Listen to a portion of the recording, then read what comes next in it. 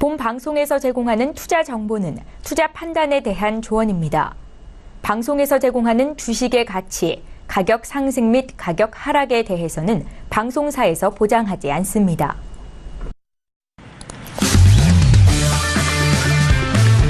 네, 안녕하세요. 해외선물 신세계 MC 김은혜입니다. 1부에 이어서 2부도 여러분들을 찾아가고 있습니다. 자, 오늘은요, 선재마스터님과 김정철 해설위원님과 함께 이어가고 있는데요. 그 어느 때보다도 흥미진진하고 그리고 이벤트가 많은 시장 속에서 전략들 궁금하실 텐데 그 전략들을 신세계와 함께 하시면서 취해보시길 바라겠습니다. 자, 지금 무료로 다운로드 받으실 수 있는 방법 다시 한번 안내 도와드리고 있는데요. 서울글스TV 홈페이지 들어오셔서 신세계 배너 버튼만 눌러주시면 바로 무료로 다운로드 가능하니까요. 지금 바로 실행해 보시길 바라겠습니다. 자, 그리고 1부에서도 정말 다양한 상담과 내용 주시더라고요. 지금도 문자와 그리고 전화 열려 있습니다. 전화 주실 때는 서울전화 02-3153-2611번, 2612번 두 대의 전화가 준비되어 있고요. 그리고 문자 보내실 때는 샵 0082번으로 보내주시면 저희가 실시간 상담 도와드리도록 하겠습니다. 자, 그리고 신세계 2부에서도 제공되는 정보는 상품의 가치와 수익률을 보장하지 않는다는 점 다시 한번 고지 도와드리도록 하겠습니다.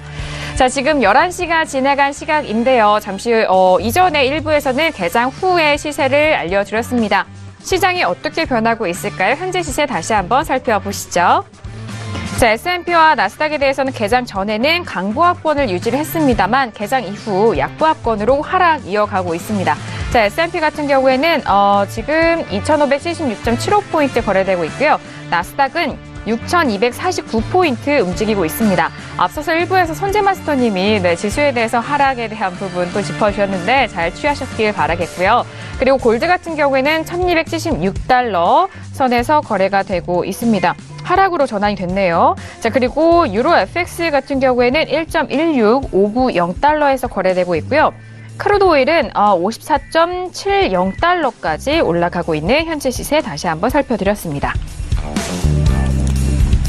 네, 이제 개장을 하고 나서 30분이 지나간 시각입니다. 현재도 계속해서 지표 발표가 이어지고 있는데요. 속보 내용도 다시 한번 정리 도와드릴게요.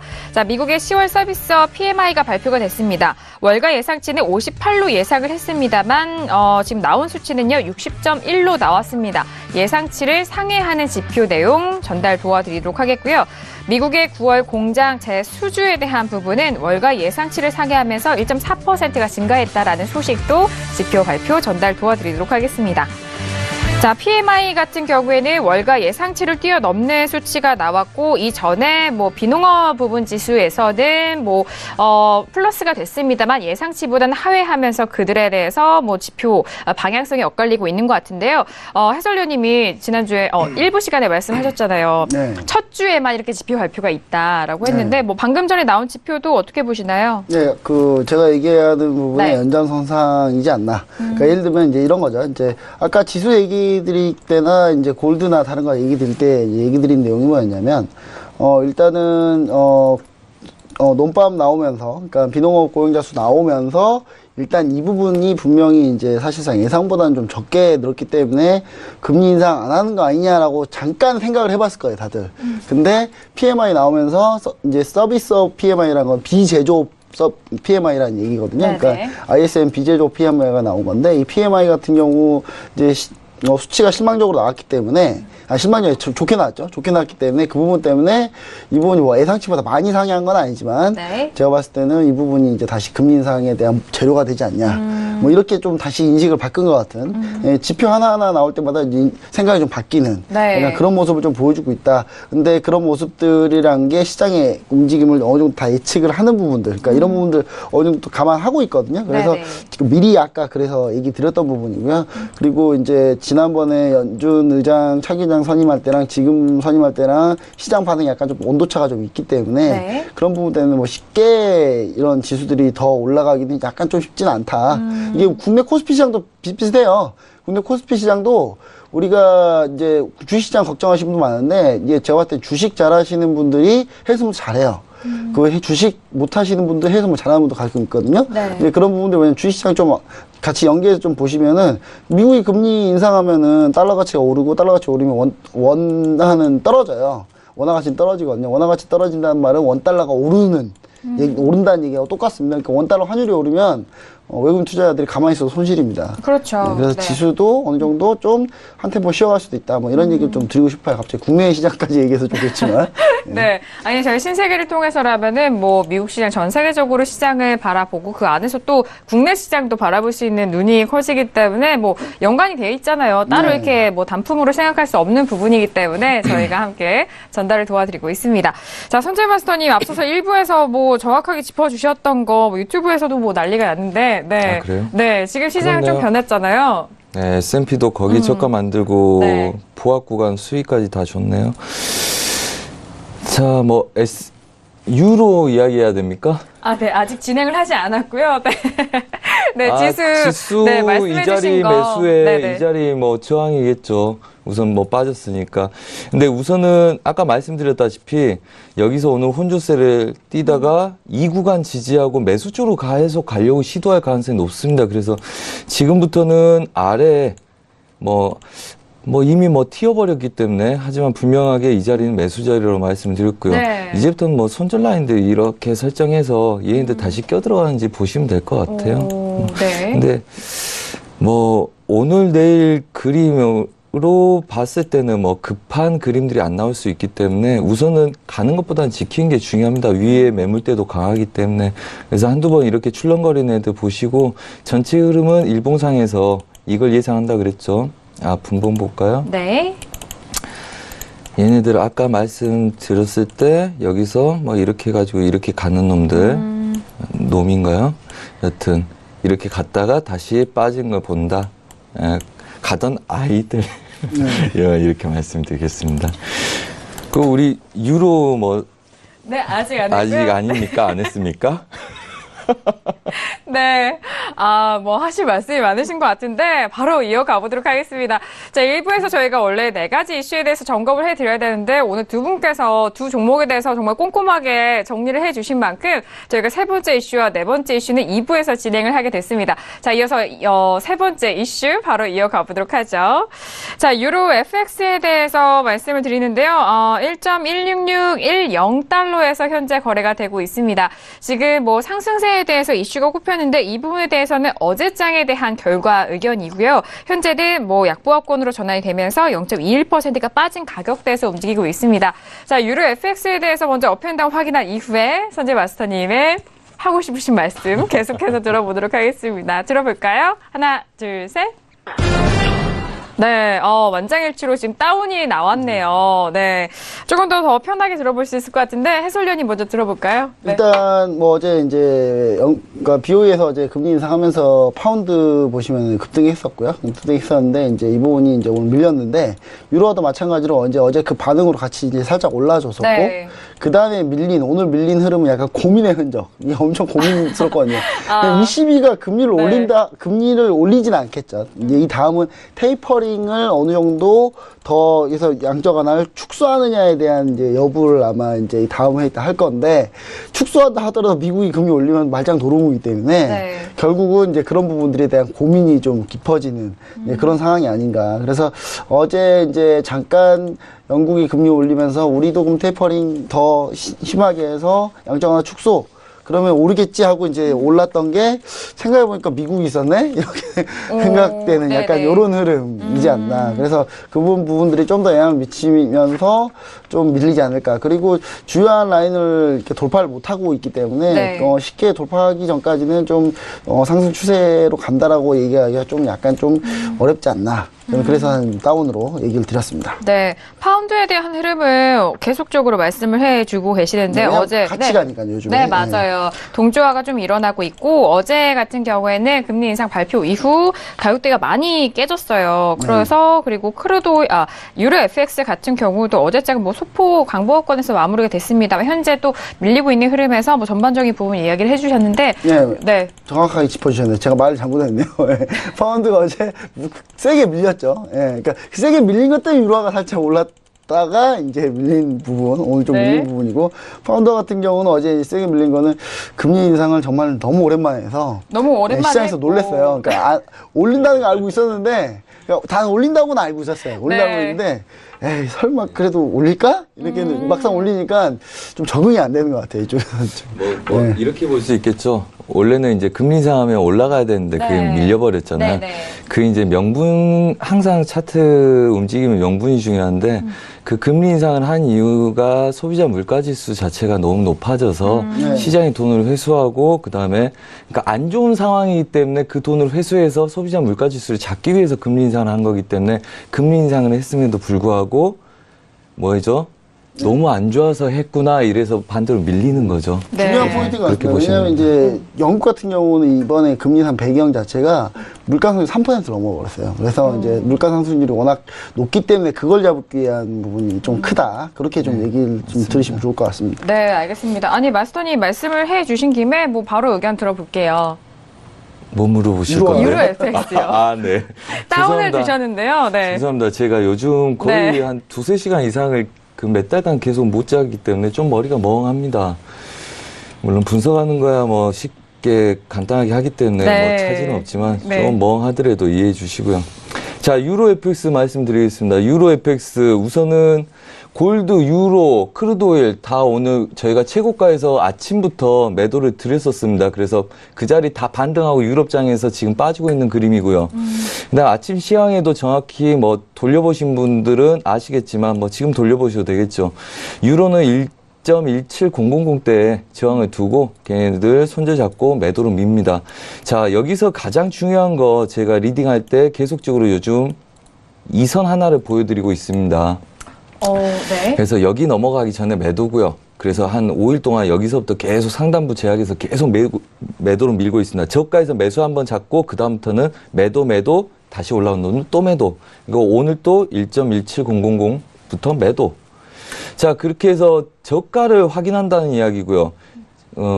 그 예상 지지라고 오늘은 어디까지 말씀드리자면 그냥 이제는 너무 오래 보합되었으니까 그냥 빠져서 여기까지 가는 거 보자 해서 지지력은 멀리다 뒀어요. 네. 위에서부터 매도를 치는 애들은 1.15000을 약간 깨는 자리까지 볼 수 있다. 그것도 한 달 전에 뭐 말씀드렸고 네. 우리가 그 전략대로 매도에 또 깨지는 매도 그다음에 이저가 확인하는 매도 지속적으로 치고 있기 때문에 약간 저한테는 진부하지만 작은 그림 한번 보겠습니다. 네. 자, 우선은 오늘 뭐 이렇게 채널로 움직이고 있다가 뭐 빠지기 시작하겠죠. 그러면 오늘은 아무래도 저가 확인력들 뭐 미장 이후에 거기까지 채널을 깨는지 확인하시면 될 거고요. 그다음에 반등 쟤네들이 깨려고 하면 아마 1.1680대를 안착 못하고 깨려고 할 겁니다. 분봉 한번 예전에 분석한 게 있네요. 자, 이 구간까지를 추세 매도로 본다고 말씀을 드렸고요, 위에서. 그 다음에, 그래서 제가 시황에서는 항상 아침 시황 방송에도 그러고 1.15000대를 네, 맞아요. 간다고 말씀드린다고 지속적으로 말씀드리고 있습니다. 네. 그래서 이제 저가 확인을 해야 되겠죠. 이 구간대를 맞고 얘의 매도를 보는 겁니다. 그래서 앞으로 며칠 동안도 계속 보면 되겠죠. 며칠 동안 여기서 매도만 쳤으니까. 그리고 오늘은 이 자리, 재매도를 드렸기 때문에 여러분들 뭐 수익을 잘 내고 계시던지 아니면 익절 잡고 있으시리라 생각이 듭니다. 그래서 아직은 좀 자리가 남아 있어서 제가 원하는 목표까지 매도가 맞다 이렇게 말씀드리겠고요. 아까 뭐 달러 인덱스 말씀드렸죠. 뭐 고가에 대한 더 테스트. 네. 그래서 이제 그거의 가능성을 보는 겁니다. 네, 알겠습니다. 자, 유로 FX에 대해서는 오늘 아침 방송에서도 반등 매도 전략에 대해서 정리를 해주셨고요. 방금 전에 말씀해 주셨던 가격대 예상 저항은 1.17000이었습니다. 그리고 지지선 같은 경우는 조금 더 아래쪽에 잡아주셨는데 1.15000달러 부근이라는 점 지지에 대한 부분도 함께 말씀을 도와드렸습니다. 자, 앞서서 유로 FX 말씀해 주셨을 때 파운드에 대해서도 함께 저희가 좀 짚어봤잖아요. 네. 그렇다면 파운드도 여기서 바로 같이 짚어볼게요. 파운드 같은 경우는 어제 정말 시원하게 내려갔고 오늘은 좀 그 가격대에서 소폭의 반등이 이어나고 있는데 1.3101입니다. 0.23% 강보합권인데요. 어제 워낙 많이 밀려서 이런 뭐 반등인지 저점 매수로 좀 올라오는 건지 그 부분에 대해서도 좀 짚어봐야 될 것 네, 같거든요. 근데 기술적으로 반등한다라고 네. 볼 수는 없는데 네. 그러니까 이게 오늘 기술적인 반등이겠죠. 기술적인 반등이라고 좀 볼 수 있고요. 근데 반등한 자리 자체가 이제 지지라인이기 때문에 네. 이 부분은 이탈하는지 여부가 가장 중요할 것 같습니다. 그리고 네. 금리 인상했던 이유가 이제 물가 상승률이 워낙 높아서인데, 물가 상승률 같은 경우가 추후에 계속 높다면 계속 금리를 한 번 더 올릴 수밖에 없거든요. 근데 바로 금리를 올리지는 않을 거고요, 당연히. 네. 그리고 이제 템포 좀 쉬었다가 한 내년 초에나 금리 인상 카드 만질 가능성이 좀 높기 때문에 네. 제가 봤을 때는 그때까지는 어느 정도 좀 열렸기 때문에 제가 봤을 때는 이 구간에서 지지받아서 조금 횡보하지 않을까, 저는 약간 그렇게 보고 있습니다. 그리고 네. 이 시비 따라서 어떻게 달라질 수도 있습니다. 이 시비가 어떻게 나오느냐, 그다음 미국이 이제 금리 인상하면 어떻게 나오느냐인데, 미국이 금리 인상하게 되면 당연히 파운드가 저점을 깰 가능성도 있다, 뭐 이렇게 좀 볼 가능성도 있습니다. 네. 자, 지금 오늘의 그 반등, 이 가격대가 지지선이기도 하기 때문에 이 지지선의 지지 여부, 이탈 여부에 대해서 좀 확인을 하셔야 될 것 같고요. 뭐 앞서서 저희가 어제도 속보 전달을 해드렸습니다. 점진적인 금리 인상에 대해서 이제 2020년 안에 또 한 차례 금리 인상에 대해서 말씀을 또 확인을 해드렸는데요. 앞으로 있을 ECB와 그리고 FOMC의 이런 전반적인 방향성과 그런 분위기 안에서 또 결정이 될 거기 때문에 지금 오늘의 그 가격대는 일단은 뭐 지지선이다라는 그 부분을 좀 취하시면 될 것 같아요. 횡보하다가 네. 이제 제가 볼 때 미국 금리 인상이나 ECB에서 양적 완화 축소 추가적으로 이루어지면 그때 좀 더 밀리는 그림, 뭐 이렇게 나오지 않을까, 네. 저는 그렇게 보고 있습니다. 네, 알겠습니다. 자, 마스터님에게도 유로 FX 이어서 파운드도 좀 여쭤볼게요. 파운드도 저희 시간 안에서 또 함께 짚어주셨잖아요. 네. 그럴까요? 네. 자, 뭐 저번에 달러 인덱스하고 유로 FX하고 골드하고 그다음에 파운드까지 같은 그림들 보여드린 거 기억나실 겁니다. 네. 그래서 이 자리부터 매도다. 그래서 이 저가를 깨려고 한다. 그래서 깬다고 보자. 근데 지금 그 구간에 와 있죠. 그 구간에 와 있어서 얘네들이 그 구간에 온 자리는 어딥니까? 추세 지지력입니다. 채널 상단부죠. 휩쓸 가능성은 추가적으로 1280대까지, 820대까지를 열 수 있으나 여기서 뭐 추가적으로 매도 못 쫓아갑니다. 단 오늘 그렇다면 얘네들 뭐 작은 그림도 한번 볼 필요가 네. 있겠죠. 우선 제가 볼 때는 이 구간 내에서 그냥 부합될 거라고 보고 있습니다. 오늘은 작은 뭐 13080입니까? 좀 러프하게 말씀드립니다. 네. 자, 이 구간대 지지력 저항에 그냥 단순 부합을 좀 뛸 거다, 이렇게 말씀드리겠고요. 치려면 매수 끝났기 때문에 추가적으로 매도 쪽 관점 좀 더 열고 보시라. 그리고 이거는 이제 그 이슈 끝난 이후에 혼조세 양세에서 얘네들은 굉장히 약해 있는 상태이기 때문에 달러 이슈에 대한 영향을 지속적으로 같이 받을 거라고 봅니다. 네. 그리고 달러나 유로나 골드나 아직 저가 테스트가 좀 더 남아 있어서 매도 쪽으로 가고 있기 때문에 네. 이 추세 지지력에서 보합을 뛰든지 아니면 하방구를 한번 치고 다시 반등하는 모습 보시면 좋을 것 같고요. 예전에 삐삐 이야기 한번 말씀드렸을 겁니다. 물론 이런 거는 소설이라고 말씀드렸죠. 네. 소설이지만 이거에 대한 가정을 두고 그다음에 휩쓸 구간들 가정을 두고 싸우시라. 그래야지 대비가 되고요. 그다음에 이게 뭐 기법상 우리가 장난치려고 이런 게 아니라 이대로 매매를 하거나 혹시 잘못됐을 때 특히 어떤 이야기냐면 여기서 이제 추세 지지력이 있고 매수 반등이 있기 때문에 저가의 매수도 칠 수가 있죠. 하지만 매수가 끝났다고 말씀드렸습니다. 그래서 부합을 뛸 거고요. 네. 그다음에 이제 달러가 추가적으로 양봉이 쓰든지 아니면 유로가 밀리든지 하면 파운드도 같이 움직일 겁니다. 그 휩쓸 구간이 이 정도까지의 가능성을 보고 있을 거고, 그다음에 이 아래 구간에서는 한번 지지력 반등을 노려봐야 되겠죠. 만약에 얘를 매수를 잡았다 그러면 이런 구간 중간에서는 분할하면 안 된다는 이야기입니다. 그래서 이거는 아직 소설이기 때문에 이게 맞는지 틀린지는 지당하고 보면 알겠죠. 네. 단 리스크 관리하려면 아래 구간까지 기다렸다 매수를 잡으시고 이 구간에서는 단타 스캐핑만 유효하는 구간이다. 그래서 오늘은 얘네들 뭐 크게 움직임보다는 여기서 부합을 띄는 이 정도의 횡보 구간들 네. 예상을 하고 있다, 이렇게 말씀드리겠습니다. 네, 알겠습니다. 자, 단타 스캘핑에 대한 부분과 지금 현재 구간에서의 횡보 흐름까지 정리를 도와주셨는데, 뭐 앞서서 해설위원님의 의견도 좀 동일하신 것 같아요. 자, 공통적인 의견도 함께 정리를 도와드리도록 하겠습니다. 자, 세 번째 이슈 유로 FX와 함께, 그리고 영향을 받고 있는 파운드에 대해서도 함께 짚어드렸고요. 자, 지금 11시 23분이 지나간 시각입니다. 됩니다. 지금 마지막으로 네 번째 이슈 바로 알아보도록 하겠습니다. 자, 마지막 이슈는요, 크루드 오일입니다. 많은 분들이 크루드 오일 언제 좀 짚어보나 좀 기다리셨을 것 같은데, 자, 지금 현재는 54.65달러입니다. 전거래를 대비해서 0.16%의 약보합권에서 움직이고 있는데요. 자, 어제는 상승으로 마감이 됐습니다. 뭐 아랫꼬리를 조금 달고 좀 마무리가 됐고, 어제 종가는 54.74달러고요. 오늘은 윗꼬리가 좀 달렸고요. 54.66달러에서 거래가 되고 있는데, 지금 속보 내용도 함께 전달을 도와드릴게요. 지금 오펙 감산 합의 효과와 지정 확전 리스크에 대한 부분인데, 미국 셰일오일 산유량 증가세 둔화 등으로 월가의 유가 전망치가 상향 조정이 되었다라는 부분입니다.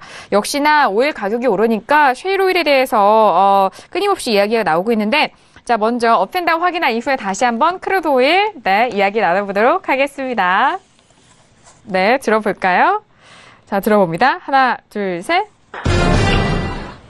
다운의 의견을 드렸습니다. 공통으로 진행이 됐는데, 자, 크루드 오일 하면은, 아니, 갑자기 웃음이 터진 게, 해설위원님 보면은, 저번에 지도 펼쳐놓은 게 생각이 나서. 네, 들어볼까요? 네, 근데 전체적으로 봤을 때, 이제 제 시황이 내내 잘 맞다가, 최근에 좀 꼬이는 상황이 한 번 있었어요.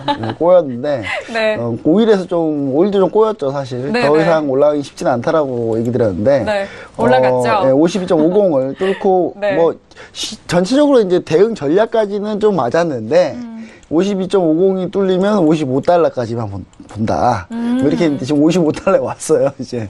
예, 뚫렸죠, 일단. 뚫렸는데, 뚫려도 55달러를 완전히 이제 안착하기 전까지는, 제가 봤을 때 추가 상승을 아직 얘기하기 좀 이르지 않나. 근데 지금 이제 뉴스에서 나온 걸 좀 짚어보면은, 뉴스를 한번 짚어볼게요. 뉴스 보시면은, 이런 부분인 것 같아요. 뉴스에서 지금 얘기하고 있는 부분은 어떤 거냐면, 그러니까 베이커 시추공수 얘기를 좀 드려야 될 것 같아요. 시추공 개수가 현재 지금 제가 이게 화면이 이게 가려가지고 안 나오네요.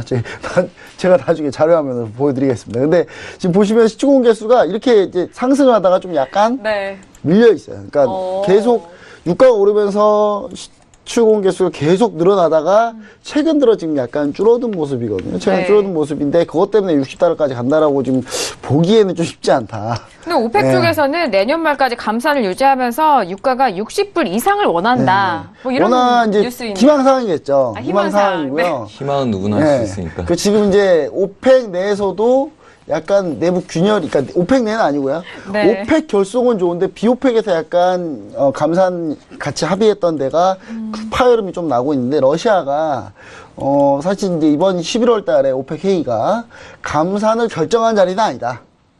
감산에 논의할 수 있으나 감산 연장을 결정하는 자리는 아니다라고 한 발 뺐거든요. 이제 뭐냐면 그래도 이거보다는 좀 더 팔아야지. 덜 팔아서는 안 된다. 이 정도는 팔아야 된다. 라고 한 발 후퇴했는데 반면에 이제 사우디 쪽에 이제 사우디의 이제 에너지 장관이 석유 장관이 한 얘기가 이제 아니다.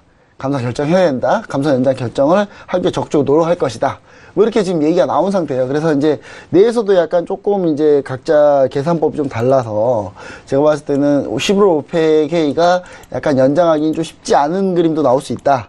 뭐 이렇게 좀 보여집니다. 왜냐하면 감산 합의 연장이라는 게 감산이라는 게 여러 나라가 우리 감산하자라고 하는 얘기인데 그중에 누군가 하나라도 나 안 할래라고 해버리면 이 합의는 서로 안 지킬 거거든요. 그래서 제가 봤을 때는, 연장하는 부분은 좀 쉽지는 않을 수도 있고요. 설사 연장한다 하더라도 그게 이제 엄청나게 상승 재료가 되지는 않는다. 왜냐면 감산 연장이 중요한 게 아니라 추가 감산이 중요한 거거든요. 그러니까 추가 감산까지 합의가 되느냐가 유가 급등 재료이기 때문에 그게 이제 아니라면 유가 급등 재료라기보다는 이제 상승 추세는 계속 이렇게 상승 추세 쭉 가고 있잖아요. 추세를 유지하는 정도에서 이제 55달러 안착하느냐, 뭐 이런 정도가 가장 중요하게 볼 요소지 않나. 저는 그렇게 생각하고요. 그 다음에 요즘에 이제 겨울이잖아요. 겨울인데 별로 안 추워요.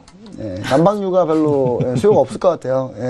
그러니까 저희는 좀 약간 춥다고 느낄 수도 있겠지만 전 세계적으로 좀 약간 안 춥습니다. 그래서 제가 볼 때 난방유 수요가 그렇게 예전보다 많지 않지 않을까라는 생각도 하고 작년에도 우리가 봤을 때 작년에도 난방유 수요에 대해서 좀 민감하게 반응했거든요. 오일 같은 경우는. 네네. 그래서 그런 부분을 우리가 감안하면은 우리가 지금부터 봤을 때는 $55 이상 끌어올리기에는 뭔가 하나 재료가 좀 필요하다. 좀 네, 강력한 그렇게, 모멘텀이 더 그렇게 좀 필요하다. 보고는 있습니다. 네, 알겠습니다. 자, 지금 시점에서 $55 이상을 돌파하기에는 이 부분에 대해서 조금 더 강력한 재료가 나와야만 이 이상으로 갈 수 있을 것이다라는 그런 분석인데요. 자, 저희 뉴스도 전달 도와드릴게요. 오펙 국가들이 11월 말에 1년여 전에 러시아와 다른 산유국들과의 합의했던 감산안을 연장할 것인지에 대해서 논의하기로 했다고 합니다. 내년 3월에 만료될 예정인 이 합의에 대해서 지금 러시아는 필요하다면 연장하겠다라고는 말을 했지만 당장 결정할 문제는 아니다라고 목요일에 밝혔다고 합니다. 이렇게 공급이 줄어들고 있는 상황에서 수요는 증가하고 있는데 특히나 이 부분 중에서 중국에서의 수요는 크루드 수입국 중 1위를 기록을 했다라는 그런 기사가 올라오고 있네요. 추가적으로 좀 얘기 드리자면요. 네. $60 넘어선 순간 네. BP가 구성되는 게 하나 또 생깁니다. 그러니까 예를 들어서 이제 $50에서 $55 사이로 들어가면 미국 셰일오일 업체들이 생산했을 때 남는 가격이거든요. 네네. 근데 거기서 55에서 $60 넘어가기 시작하면 뭐가 이제 남는 가격이 되냐면 신재생 에너지들이 남는 가격이 나와요. 그래서 그게 거기까지 가는데 단가가 더 올라가면 갈수록 예. 그쪽으로 가는 거죠. 이제 이러면 태양광도 네. 이제 BP가 나오는 상황이 네. 돼버리거든요. 그러면 이렇게 되면 이제 태양광 주식을 사야 되나요?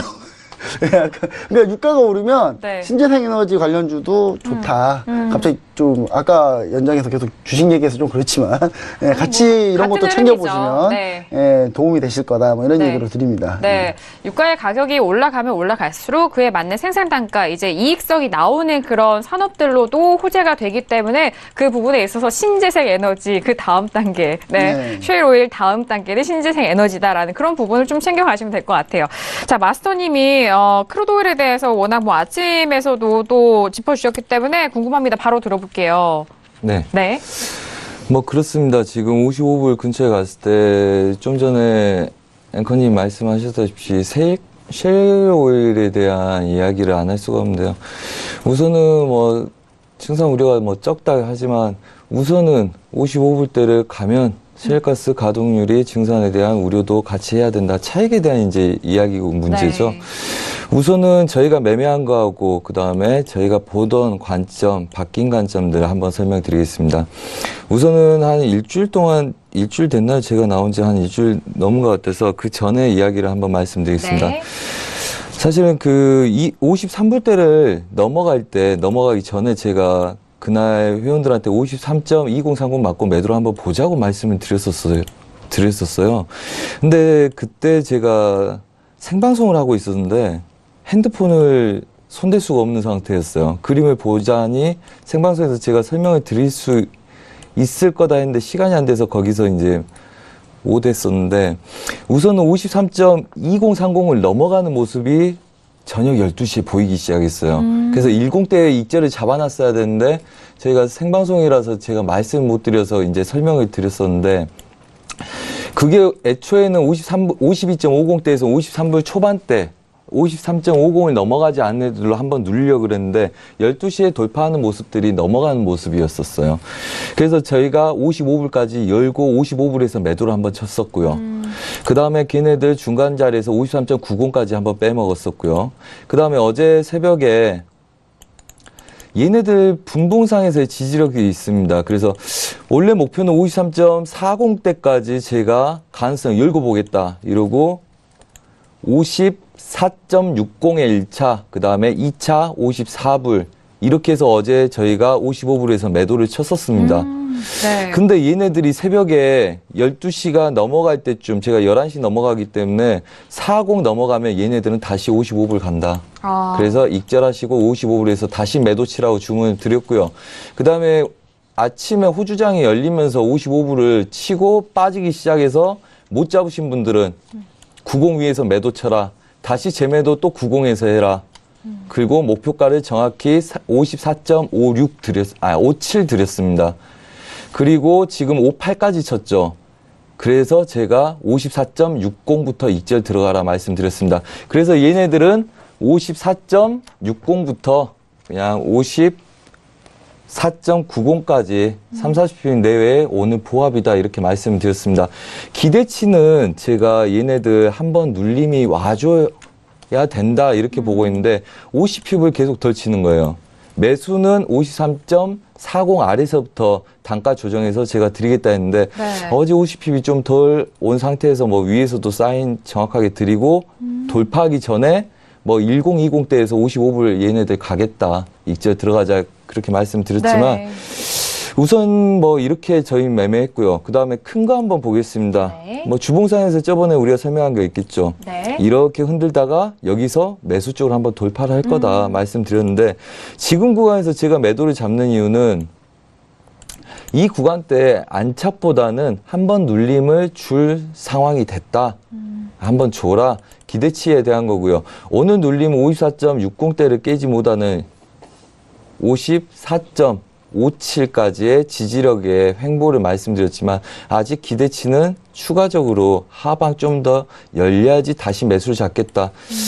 보니까 지금 이 시간대 딱 그거 보니까 또 우연찮게 또 추세네요. 저는 이미 어제 아래서부터 55불 그 다음에 얘까지 예상을 했는데 딱 타이밍을 맞게 싸우고 있네요. 자, 그렇다면 얘네들 월요일부터 오늘 새벽까지 밀리는지를 보려고 하고요. 여기서 추가적으로 55불 이상을 쫓아갈 생각은 없습니다. 그렇다면 아래 구간들 53.40이냐 아니면 52.50이냐. 그래서 주문은 52.50대 오면 초보도 누구도 추세 지지력에서는 한번 배팅 들어가겠다. 그래서 이 구간들이 타이밍에 따라서 53.40이 될 거냐 52.50이 될 거냐 개 매수를 노리고 있기 때문에 위에서는 지속적으로 짧은 손절에 매도를 볼 거고 기대치는 우선 53.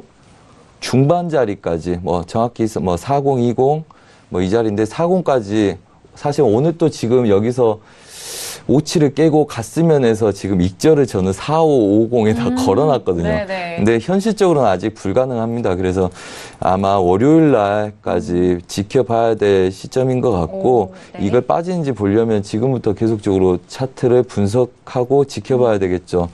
그래서 우선은 55불 근처에서는 매수 쫓아간 거 위험하다. 그 추세 매수를 하려면 53.50 아래서부터 대기를 해서 싸우는 게 좋다 이렇게 말씀을 드리겠고요. 아직은 분봉상에서의 추세를 지키고 있는 그림 때문에 어제도 빠지기가 힘들었지만 어제 가능성은 굉장히 있어서 이걸 계속 눌렀었습니다. 디테일하게 말씀드리자면 55불에서 저희가 매도를 쳤고 1차 60, 그 다음에 반등 시 60 매도, 그 다음에 54.00 목표, 그러니까 10대에서 한번 빼먹고 마무리 짓고 그 다음에 얘네들 빠질 거라고 제가 말씀드렸고요. 그래서 53.90대 쉽게 못 깨니까 반등 시에 40 저항 두고 계속적으로 매도를 치라고 주문 드렸고 여기서 다시 55불 때 끌고 갈 거니까 여기서 다시 매도 쳐라. 그리고 오늘 90에서 매도 쳐서 이 자리까지 빼먹으라. 이걸 병곡을 다 드렸죠. 그렇다면 지금 그림은 다 끝났다고 보시고요. 이제 제 기대치로 인해서 이거 가는 걸 지속적으로 보려고 합니다. 이게 빠지지 않으면 지금 구간에서 할 게 없습니다. 네, 그래서 매도로 빠져야지 매수를 잡을 수가 있고요. 그 다음에 이 추세 지지력을 확인하러 가는 구간 내에서나 매수를 배팅할 수 있기 때문에 얘가 지지가 된다 해서 얘네들 눌림을 무시하고 얘네들 쫓아갈 용기도 없고요. 그 그림도 저한테는 아직 안 보입니다. 분위기는 매수 쪽으로 갈까 두렵지만 두려운 건 뭡니까? 여기서 뭐 우리 손절도 한 번도 없었지만 얘네들은 정해졌죠. 손절 라인 정해졌습니다. 완벽하지 않습니다. 선. 어디서 치든 54.95 이상의 손절 잡으면 끝입니다. 그러면 걔네들 지금 60대에서 반등해서 뭐 지금은 한 30핍이기 때문에 지금 구간부터는 뭐 못 잡으신 분들은 반등했을 때 75 이상에서 매도를 쳐서 20핍 내의 손절로 그 다음에 54.40대 확인하는 거, 그 다음에 추가적으로 53불대 중반까지 끌고 가는 전략이 짧은 손절에 가성비가 뛰어나고 전략적으로 양호하다 이렇게 말씀드리겠고 55불 근처에서 쫓아가지 마시기 바랍니다. 어차피 한번 눌림 있는 게 좋습니다. 일봉 한 번만 봐도 되나요? 네, 봐주세요. 충분히 많이 보고 싶지 않습니다. 시청자분께서는 충분히 보고 싶어 할 거예요. 네, 그렇습니까? 네. 뭐 그런 게 있습니다. 굉장히 제가 서울 경제를 좋아하는 이유가 자유롭고 그다음에 네. 패널들이나 모든 해설위원분들이나 앵커님까지 해설에 굉장히 전문적으로 하기 때문에 제가 편하게 하고 있습니다. 귀에서 충분히 하셔도 된다는 이야기가 나와서 제가 한마디 했습니다. 자, 우선은 예를 뚫었죠. 그게 52.50. 우리가 추세 매수를 잡았을 때요. 여기서 추세 매수를 잡았을 때 제가 그래서 52.50 목표를 드리고 여기서부터 저도 약간 헷갈리기 시작했습니다. 네. 그래서 53불대에서 한번 눌려보려고 했고 걔가 강하기 때문에 55불을 연 거거든요. 이제 한번은 추세 정항에서 눌림을 한번 주고 재반등하는 걸 노려야 되는 구간 아닌가 이렇게 말씀을 드리겠고요. 그 연장선상이 주봉에서의 눌림 이후에 매수 전략을 펼치는 게 유리하다. 그래서 우리는 눌림이 없으면 추가적인 매수를 갖고 가기에는 이건 투기다. 이렇게 말씀드리고요. 지금 우리가 매도로 누르고 있는 애들이 오늘 57까지만 찍고 더 이상 못 내려올 수도 있지만 우선은 이왕 갖고 있을 거면 55불 맞고 친 매도를 익절 잡고 홀딩해서 53점 중반대까지 지속적으로 끌고 가려고 생각을 하고 있습니다. 그리고 그 아래서부터 다시 매수 전략을 펼치는 게 맞다. 여기까지 전반적인 마스터 플랜을 짜드리겠습니다. 네, 알겠습니다. 와, 크루돌에 대해서 정말 세밀하게 또 차트 안에서 말씀을 해주셨고 이전에 말씀해 주셨던 가격대 안에서도 또 복귀도 함께 이루어진 것 같아요. 일단 55달러 근처에선 추가적으로 좀 따라가시는 거는 좀 자제하셔야 될 것 같고요. 일단 눌림에서의 매수의 의견은 전반적으로 정리를 도와드렸습니다. 해설위원님 가격대 정말 못 따라가면서 저희도 함께 듣고 있었는데 네, 어떻게 보셨어요? 네. 저는 비슷하게 저도 보고 있어서 제가 봤을 때는 뭐 크게 뭐 없고요. 저 같은 경우는 사실 오일이 이제 계속 얘기 드렸던 거는 추세적으로 계속 이제 상승 추세는 있다라고 얘기는 드렸는데 이제 제가 마지노선으로 봤던 게 50.50이었거든요. 50이었는데 이 부분을 이제 시원하게 돌파하면 뭐 55까지는 본다라고 얘기는 했지만 돌파 가능성이 많이 없다라고 얘기 드렸었는데 이제 시원하게 돌파했죠. 네. 시원하게 돌파했는데 이 부분은 아까 이제 못 보여줬던 걸 이제 다시 화면을 다시 바꿨거든요. 이제 보시면 이제 베이커 슈츠 시추 횟수인데요. 이제 이게 이제 어느 때 발표를 하는 지표냐면 이거 이제 주간은 금요일 날 항상 발표를 하고요. 금요일 날 발표하는데 미국 시간으로 금요일이죠. 네. 미국 시간 미국 정오에 발표합니다. 그러니까 정오에 발표하니까 아직 미국 시간 좀 남았죠. 남았는데 이제 앞으로 이제 발표할 내용이고요. 할 내용인데 제가 봤을 때 이 시추 횟수를 보시면은 이렇게 유가가 오르면서 같이 꾹 올라요. 오르다가 750을 넘기고 나서 다시 소폭 밀린 부분. 이 밀린 부분 때문에 이제 그래도 셰일오일에서 증산량이 많지 않구나 하고 네. 추가적으로 더 오른 부분이 있습니다. 그래서 네. 이 부분이 있다는 점을 좀 얘기를 드리고요. 제가 봤을 때는 근데 지금 다시 시총수가 다시 살짝 소폭 늘어나려고 하고 있거든요. 그리고 지금 이제 737개, 그리고 이제 이제 만약에 실제치가 한 750개 정도 나와버리면 아마 또 폭 밀 가능성이 있다. 근데 제가 봤을 때 750개 넘는다고 보고 있거든요. 넘는다고 보고 있기 때문에 제가 봤을 때는 어느 정도 좀 유가가 여기서 좀 추가적으로 상승하기 좀 쉽지 않다라고 보여지고 있고요. 그리고 이제 월간으로 나오는 게 있습니다. 이게 시총 횟수가 월간으로 나오는 게 있는데 이 월간 데이터 같은 경우는 이제 매달 5번째 영업일에 발표를 하거든요. 그러니까 네. 아직 남았습니다. 좀 그거까지만 보면 좀 네. 확실히 알 것 같은데 네. 다음 주에 나오네요. 그게. 네. 네. 이런 시황적인 측면과 그리고 마스터님이 지금 가격대 짚어주셨잖아요. 두 정보 함께 하신다면은 정말 더할 나위 없는 오일 크루돌에 대해서 전략 가져가실 수 있을 거라고 생각합니다. 자, 지금 네 번째 이슈까지 저희가 워낙 오늘 풍성한 이야기와 또 전략을 두 분께서 짜주셨기 때문에 시간이 정말 빠르게 흘러가고 있는데요. 벌써 11시 42분이 지나가고 있는 시각입니다. 자, 그동안 시장은 어떻게 변하고 있을까요? 시세 다시 한번 정리 도와드립니다. 자, S&P와 먼저 나스닥 지수에 대해서 확인할게요. 지금 S&P와 나스닥 여전히 밀리고 있습니다. 자, S&P는 2,576.25포인트 거래되고 있고요. 나스닥은 더욱더 하락폭이 크죠. 6,251.50포인트 거래되고 있습니다. 자, 그리고 유로에 대해서도 하방 쪽으로 보셨는데 1.16445달러, 0.35%가 빠진 가격대고요. 자, 골드도 하락합니다. 0.44%까지 빠졌어요. 1271.2달러까지 눌린 부분이고요. 어제 1280달러를 돌파를 했는데 오늘 다시 1270달러 초반까지 밀려버리는 상황입니다. 자, 그리고 크루드오일 다시 한번 볼까요? 크루드오일은 54.71달러. 뭐 앞에서 마스터님 말씀해 주셨던 가격대죠. 자, 그 부분에 대해서 다시 한번 정리 도와드렸습니다. 골드 지금 폭락하고 있네요. 예. 골드가 오늘 금요일장에 분봉상으로 지금 골드가 다이빙하고 있습니다. 그러니까요. 다이빙 마구 좀 밀리고 하고 있는데. 예. 네. 제가 봤을 때는 이 부분이 아직 추세적으로 확 밀린다라고 보고 있지는 않은데 네. 전체적으로 이제 방향은 비슷하게 이제 얘기를 드렸기 때문에 그 부분 좀 생각하시면 좋을 것 같고 제가 한 가지 좀 포인트로 얘기 드리고 싶은 게 하나 있습니다. 이게 뭐냐면 뭔가요? 네. 팔라듐입니다. 팔라듐. 팔라듐인데 지난번에 팔라듐 얘기 드렸을 때 팔라듐이 어디에 쓰이는지 한번 얘기를 드렸잖아요. 예. 팔라듐과 네. 백금, 플래티늄과 네. 팔라듐은 각각 쓰이는 게 다르다. 그리고 중요한 거는 우리가 자동차를 가지고 있을 때 반드시 꼭 그게 팔 나중에 팔 때 준비해라. 네. 한번 봐봐라. 저감장치에 기억나네요. 혹시 들어가 있을지도 모른다. 이제 얘기 들었었는데 이제 팔라듐 같은 경우가 이제 최근에 이제 고점을 한번 경신을 했어요. 경신하고 지금 다시 올라가다가 이제 밀리고 있는 흐름인데 아마 지지를 받을 가능성이 좀 있다라고 보여지고 지지받고 다시 이제 상승 추세로 가지 않을까. 가솔린과 하이브리드 차에 같이 들어가 있는 그 저감 장치에 들어가 있는 그 쓰이는 게 팔라듐이고요. 그 팔라듐 자체도 상당히 많이 이제 그 산업 수요가 70% 이상이기 때문에 네. 그런 부분 좀 볼 수 있지만 사실 근데 팔라듐의 단점이 있습니다. 거래량이 그렇게 많진 않아요. 그래서 네. 이제 주력으로 매매하기는 좋지는 않다. 그래서 이제 시세 정도 흐름만 산업금속에 대한 흐름을 좀 보면 좋지 않을까 해서 네. 얘기를 드린 거고요. 구리가 또 우리가 좀 금속을 보는 김에 한번 보자면 구리는 이제 고점 형성한 뒤로 이제 다시 소폭 이제 밀려주는 흐름을 보여주고 있습니다. 이 부분이 왜 그러냐면 이제 최근에 중국에서 이제 PPP라 그래가지고 이제 PPP가 뭐냐면 민관 협력 사업이에요. 민관 협력 사업인데 이제 중국의 민간 협력 사업 규모가 10조 위안 정도 되는 정도의 규모로 계속 유지하고 있을 거라고 생각하고 있고 현재 집행된 게 한 4조 위안 정도인데 지금 이제 그런 부분 때문에 아직까지도 수요는 많다.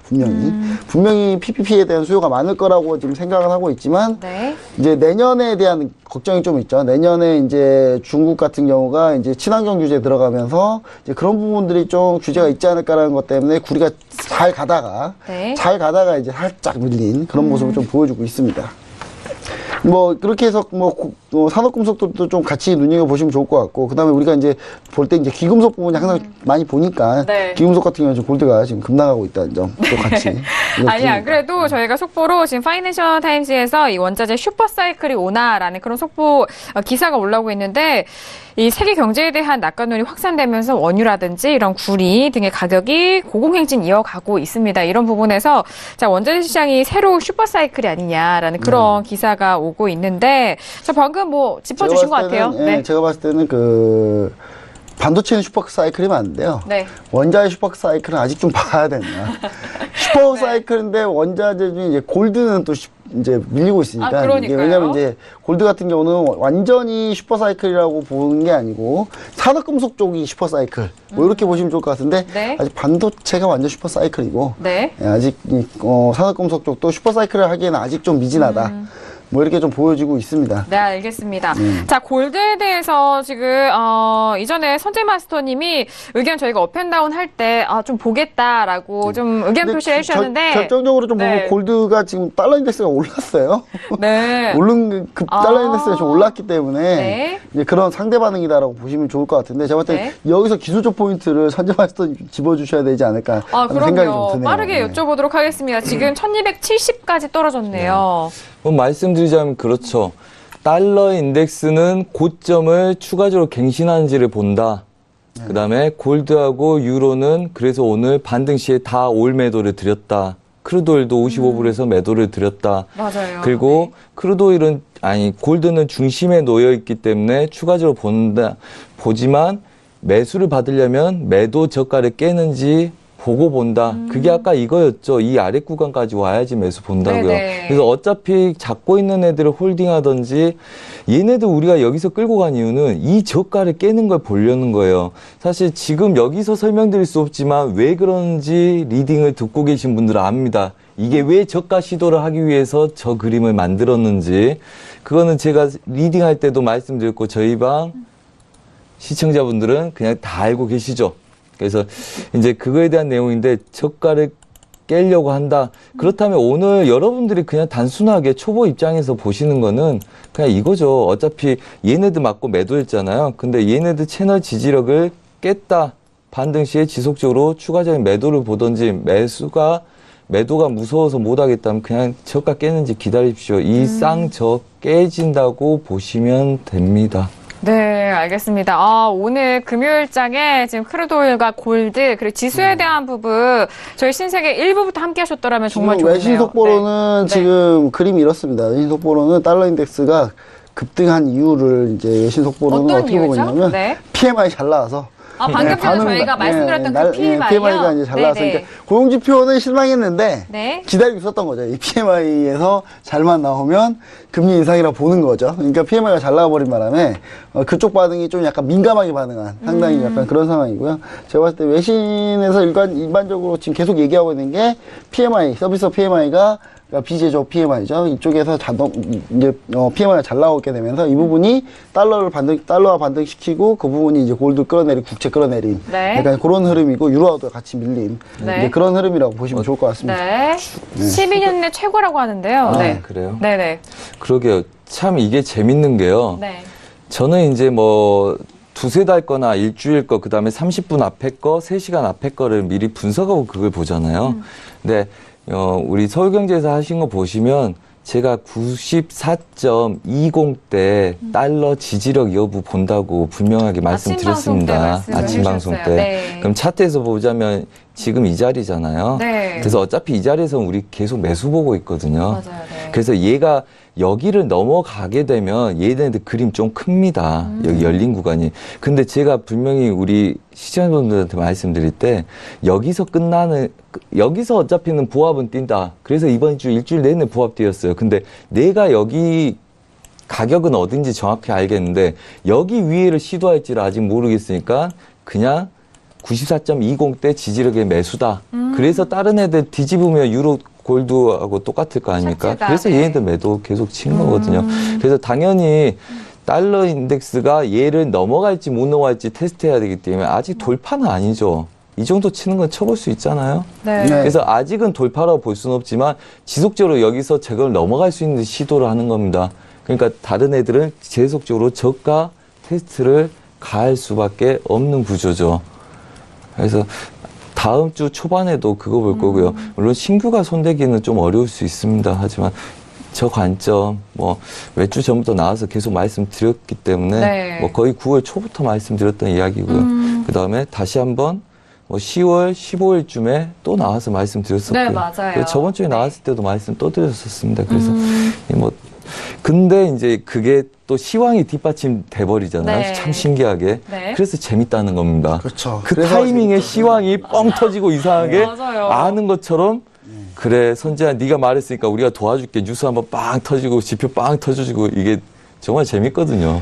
사실 지난번에 이제 달러 인덱스 차트 보시면은 달러 인덱스가 이제 반등한 첫 번째 달러 인덱스 반등할 때 이 조짐이 심상치 않다. 그때 방송에서 했던 얘기가 이제 중국에서 위안화 관련해서 얘기를 드리면서 이때부터가 달러가 아마 바뀔 거다. 라고 그 했던 게 기억나네요. 이제 사실 그게 이제 네. 저희가 서경에서 이게 제가 봤을 때는 이 해외 선물 방송하는 것 중에 최초로 했다는 거 다시 한번 자신 있게 얘기 드립니다. 예, 왜냐면 어디든 얘기한 적이 없거든요.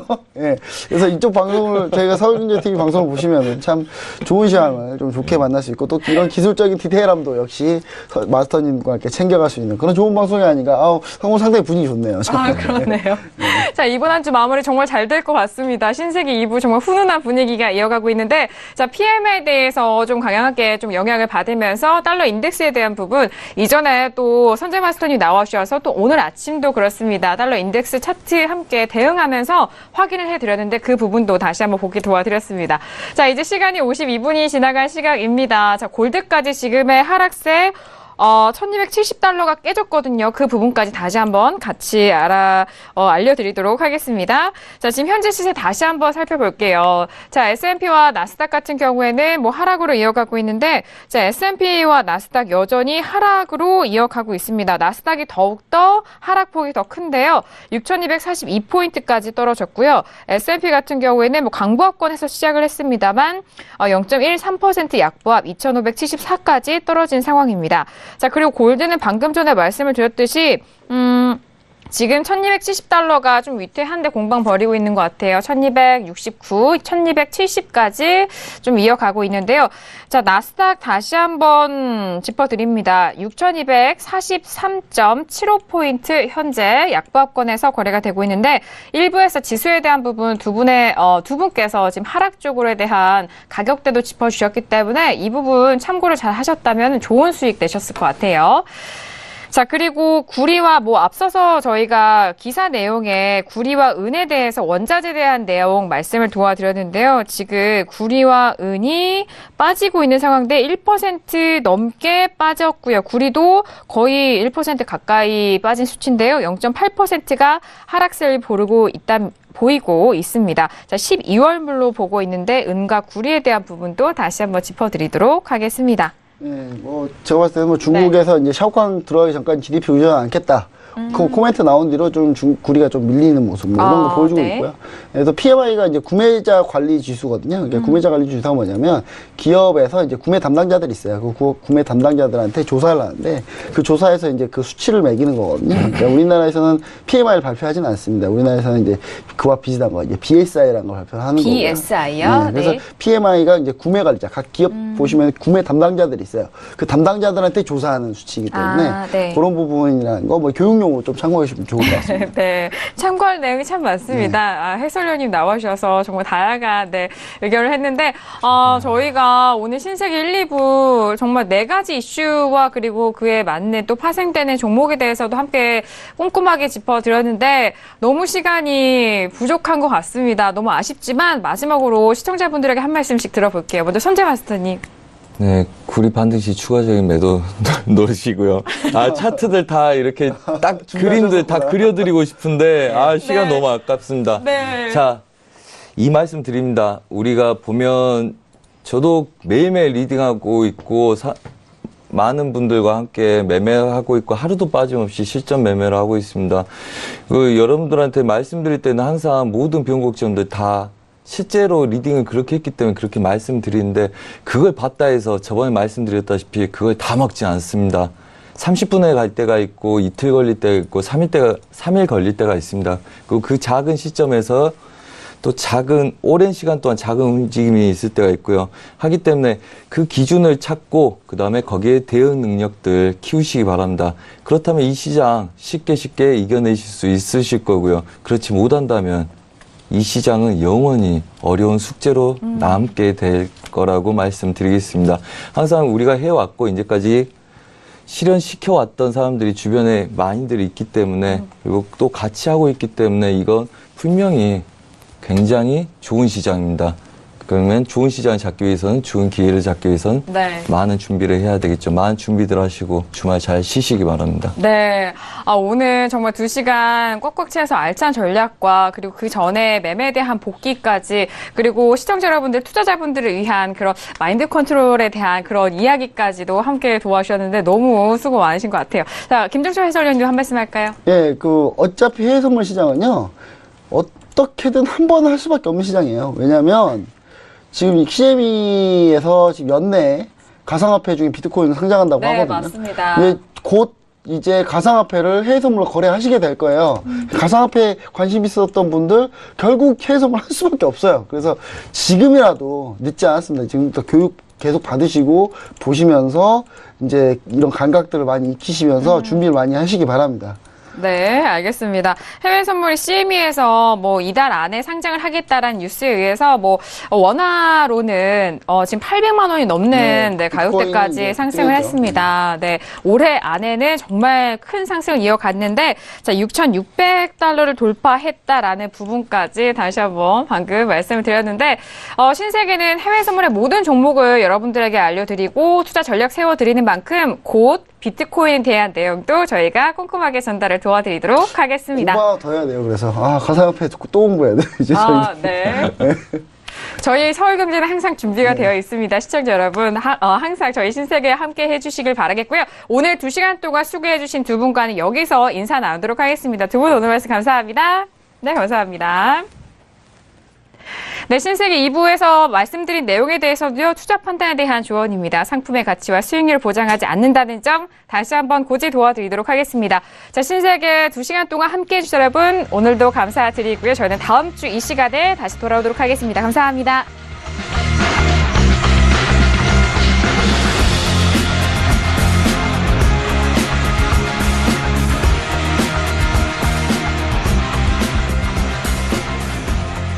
본 방송에서 제공하는 투자 정보는 투자 판단에 대한 조언입니다.